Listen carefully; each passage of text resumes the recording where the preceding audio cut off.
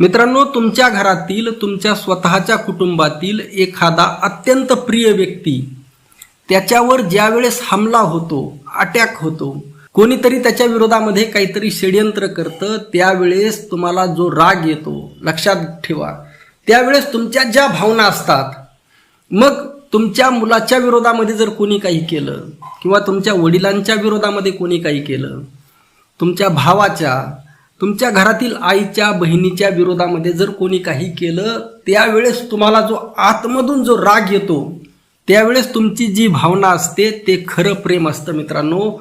आणि इतकं म्हणजे तुकोबाराय म्हणतात त्याप्रमाणे अंतरीचे धावे स्वभावे बाहेरी. तुमच्या ते आतमध्ये असावं लागतं, ते प्रेम आतमध्ये असावं लागतं. त्यावेळेस ते बाहेर, ज्यावेळेस असे काही प्रसंग निर्माण होतात, त्यावेळेस ते प्रेम आपोआप बाहेर येतं. आणि मी मागच्या जवळपास 15-20 वर्षापासून समाजकारणामध्ये आहे, सामाजिक चळवळीमध्ये आहे. आणि यावरून मी जे निरीक्षण केलं, आणि त्या निरीक्षणाअंती मी याच्या अगोदर सुद्धा 1 वर्षापूर्वी सुद्धा विधान केलं होतं की खरे शिवप्रेमी हे आंबेडकरवादी आहेत. जो आंबेडकरवादी आहे तो 100% शिवप्रेमी आहे खरा. आणि मग तो कोणत्याही जातीतला असेल, कोणत्याही समाजातला असेल. आणि बौद्ध समाज तर हा 99% आंबेडकरवादी आहे. त्यामुळे मी विधान केलं होतं की बौद्ध समाज हा खरा शिवप्रेमी आहे. आणि बघा, काल एक व्हिडिओ सापडला, हे व्यक्ती आंबेडकरवादी चळवळीतील आहेत. आणि ज्या वेळेस छत्रपती शिवाजी महाराजांचा अपमानकारक शब्द कानावर पडले, त्यावेळेस त्यांचा जीव किती तळतळला, किती राग आला. जसा काही स्वतःवर हमला झालेला आहे, स्वतःच्या मुलावर हमला झालेला आहे, स्वतःच्या भावावर हमला झालेला आहे, स्वतःच्या बहिणीवर, आईवर, पत्नीवर हमला झालेला आहे, अशा पद्धतीने आतून रिॲक्शन आली. याला म्हणायचं खरं प्रेम.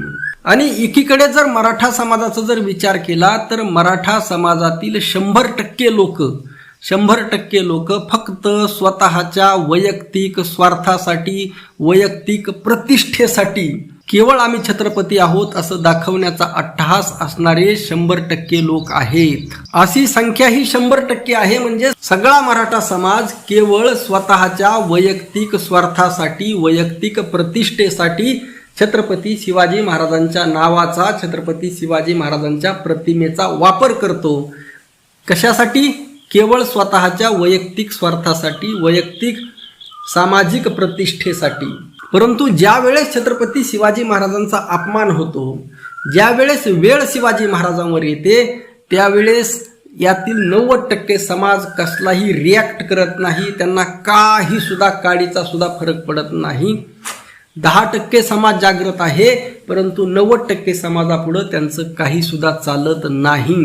हेच वास्तव आहे. आणि हेच उलट आहे, 99% बौद्ध समाज हा खरा शिवप्रेमी आहे. आणि हे मी विथ प्रूफ, विथ अनुभव, सगळ्यात महत्त्वाचा अनुभव असतो. तुमचं IQ ज्ञान, तुम्ही एखादं वाचलेलं खोटं असू शकतं. बघा, IQ ज्ञान सुद्धा खोटं असू शकतं.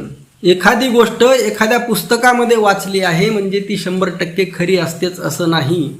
परंतु ज्या वेळेस तुम्ही प्रत्यक्ष अनुभव घेता, त्यावेळेस तुम्हाला कळतं सत्य काय, असत्य काय. कारण मित्रांनो, विश्वरत्न डॉक्टर बाबासाहेब आंबेडकर म्हणजेच मानवता आहे. विश्वरत्न डॉक्टर बाबासाहेब आंबेडकर म्हणजेच मानवी मूल्य आहेत. आणि ही सगळी मानवी मूल्य जपण्याचं काम छत्रपती शिवाजी महाराजांनी त्या काळामध्ये केलं होतं.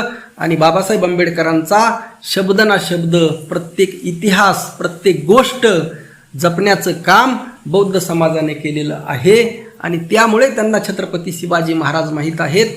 त्यामुळेच त्यांना केवळ छत्रपती शिवाजी महाराजच नाहीत, तर महात्मा फुले, अगदी माळी समाजाचा जर विचार केला तर 90% माळी समाजाला महात्मा फुले यांच्याबद्दल कसलंही प्रेम नाही. जी मराठा समाजाची अवस्था आहे, अगदी तीच माळी समाजाची आहे. परंतु आता केवळ स्वतःच्या प्रतिष्ठेसाठी हे लोक महात्मा फुलेंचं नाव घेतात. अगदी सेम शाहू महाराज असतील किंवा अन्य असतील, या सगळ्यांच्या बाबतीत हेच आहे. तुम्ही त्या विचाराने किती जगता, त्या विचाराचं तुमच्या जीवनामध्ये किती आचरण करता, हे महत्त्वाचं आहे. आता मित्रांनो, हा व्हिडिओ पहा म्हणजे तुमच्या लक्षामध्ये येईल की बघा, त्यांचा अंतरात्मा बघा, आत्मा आहे नाही हा भाग वेगळा, परंतु त्यांचा अंतरात्मा किती तळतळलेला आहे छत्रपती शिवाजी महाराजांचा खोटा इतिहास ऐकल्यानंतर. बघा आणि यावरून ठरवा आणि कॉमेंट नक्की करा. मला सांग, आता नेट आलेलं आहे जगामध्ये, प्रत्येकाचं जन्म स्त्रीचा पोटात निघाल, काही डाऊट आहे का? नाही. मग आज मला सांगा, जाती व्यवस्था करून 5000 वर्ष आमचे ऐकून घे, ऐकून घे, ऐकून घे, मुद्दा हा आहेच नाही, ऐकून घे, सगळा मुद्दा आहे, बेस सांगतो तुला मी. बरं तुम्ही क्वेश्चन लोकांना मूर्ख बनवता का रे तुम्ही? बोला. जाती व्यवस्था तयार करून या लोकांची हत्या कोणी केली आहे? माहित नाही ना? मी सांगतो तुला. आहे का कोणी चॅलेंजर? चॅलेंजर आहे का कोणी? ऐकतो, तुम्ही सांगा. तुम्हीच ओरडताय, तुम्हीच बोलताय, तुम्ही सांगा. पहिली क्रांती तुकाराम महाराजांनी केली. दुसरी क्रांती आई जिजाऊ शुद्ध राजा 1594चा जन्म शहाजीराजे भोसले. आई जिजाऊ सिंदखेडाची लखुजी जाधवची पोरगी.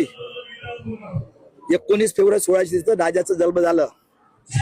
आणि आई जिजाऊनी याला आमच्या जगातला टॅलेंटेड राजाला तुकाराम महाराज कीर्तन उदीच्या औलाद काय लिखतात? रामदास स्वामी. आणि त्यानंतर 1663 मध्ये महाराज स्वामी तर महाराजांचे गुरु होतेच ना.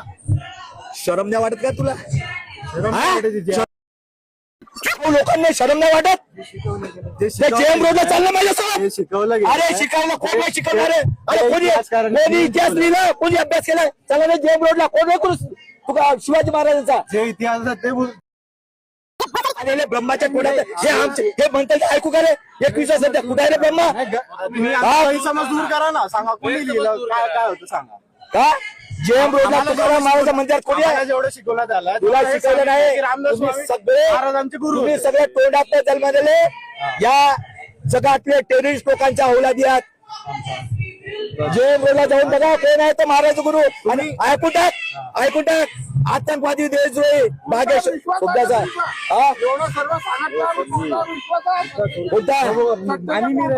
बिलकुल नाही. आतंकवादी बसले 50 पासून 50 आम्ही कोर्टात नाही. हे बघा स्लोगन आहे. कुठे गेले पाठी माझी? हे बघा हे स्लोगन इलेक्शन घेऊन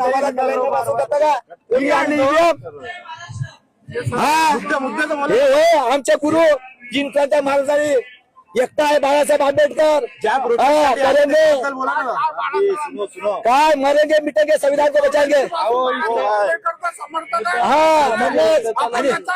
अनुभव आले अंगात ते या जगा देत असे. तुका म्हणे अरे वाचाळ हो ऐका, अनुभवाविन नका वाव घेऊ. जगद्गुरू श्री संत तुकाराम महाराजांनी आपल्या जीवनामध्ये सगळ्यात जास्त महत्त्व अनुभवाला दिलेलं आहे. आणि मी जे काही बोलत आहे ते प्रत्यक्ष अनुभवाच्या आधारे बोलत आहे. आणि प्रत्येक गोष्टीला माझ्याकडे प्रूफ आहे. असा एकमेव प्रूफ नाही, असे हजारो प्रूफ आहेत. त्याच्या आधारे बोलत आहे. हे प्रत्येकाने समजून घेणं गरजेचं आहे. महामानव छत्रपती शिवाजी महाराज, महात्मा फुले, शाहू महाराज, बाबासाहेब आंबेडकर ही आपले खरं दैवत आहेत. यांची विचारधारा जपणं, जोपासणं, ती अंगीकारणं म्हणजेच आपण खरे शिवप्रेमी आहोत, खरे आंबेडकरवादी आहोत. केवळ नाव घेतल्याने, घरामध्ये फोटो लावल्याने, घोषणा दिल्याने, जयंती साजरी केल्याने कोणी शिवप्रेमी होत नाही, कोणी आंबेडकरवादी होत नाही. त्यांनी सांगितलेले विचार जोपर्यंत तुम्ही आचरणामध्ये आणत नाही तोपर्यंत त्याला कसलाही अर्थ नाही. आणि आज जो शिवरायांचा अपमान होत आहे वारंवार, त्याला जिम्मेदार कोण याचं सुद्धा आत्मचिंतन मराठा समाजाने करणं गरजेचं आहे. आपलं मत नक्की कळवा. रामकृष्ण हरी. जय जगद्गुरू. जय शिवराय. जय भीम.